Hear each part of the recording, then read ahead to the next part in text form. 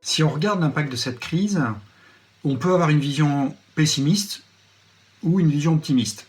Je vais plutôt choisir la vision optimiste. Elle consiste à dire que tout ce qu'on a mis en place pour faire face à la difficulté du confinement sont des choses sur lesquelles on va pouvoir faire levier à terme, dans la phase après-crise, pour améliorer notre situation et notre efficacité.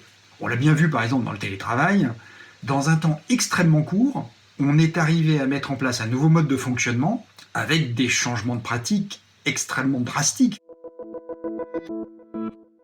Si je prends l'industrie, typiquement, on a la possibilité, pour sécuriser les usines en sortie de confinement, d'offrir aux opérationnels des outils digitaux qui vont les rendre plus autonomes et donc du coup qui vont leur permettre à la fois d'être plus efficaces mais surtout d'éviter des contacts physiques, des rencontres inopportunes.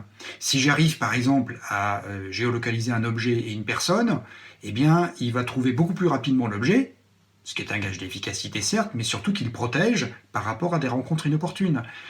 Si j'équipe avec des outils digitaux des opérationnels pour gérer leur planning, pour faire des déclarations de production, bien sûr, je les rends plus autonomes et en parallèle, je les sécurise parce que j'évite des interactions inutiles avec leurs pairs ou leurs responsabilités hiérarchiques.